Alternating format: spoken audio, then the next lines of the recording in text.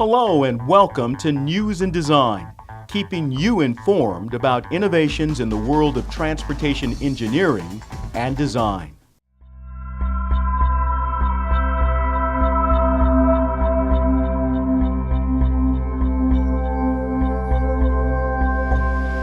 We was just standing there watching the ship pass by, and one guy said that he thought that rigging shifts was too high. The outboard side, the port side hit the bridge.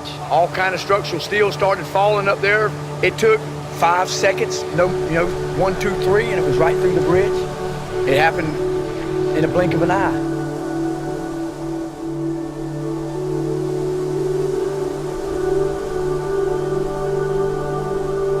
And we was waiting for the bridge to fall, because there was cars passing by. You could see cars passing by.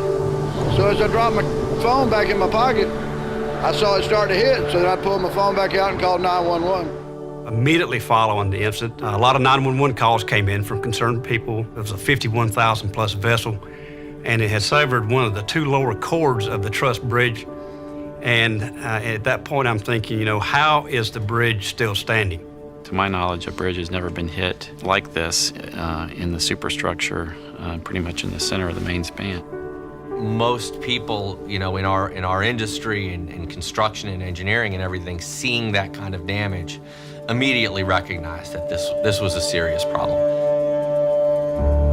We had people, our people, FDOT people and our consultants, they risked life and limb to go out on the bridge. I remember on the way out there, they had mentioned that we should probably go 3 at a time in case, just for safety. It was very eerie on that bridge. Who's going over the side of that bridge in this wind, in the rain?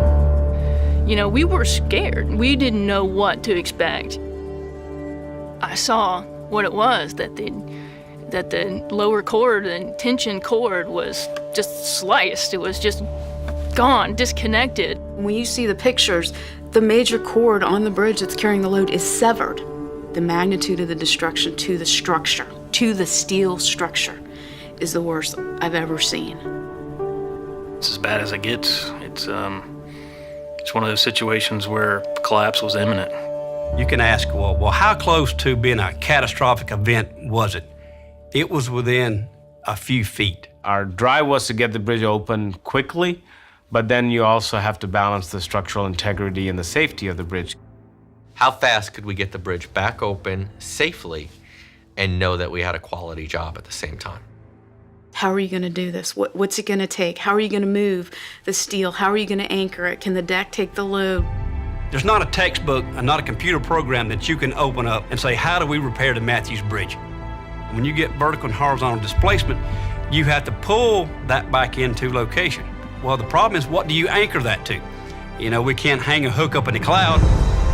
As Will Watts told us on the bridge, to come back to the office and come up with a plan for a plan.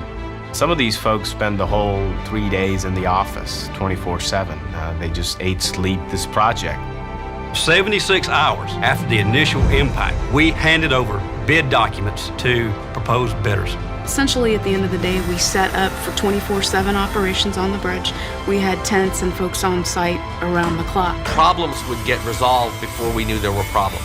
The shop drawing process went so fast that, things were changing on a daily basis, on an hourly basis. It was seamless. Everybody was working together. Everybody was in it for the bridge. We were able to open the bridge at 5:30 a.m., 28 days into the contract, 34 days after the initial impact. Cutting that from 40 days to 28 days is miraculous. And you run the percentages on that, and I'll take those all day long. The reason we're able to do that is because of our excellent relationships and collaboration with our industry partners. The fact that it took close to 200 people by hand to fix this bridge is an amazing thing.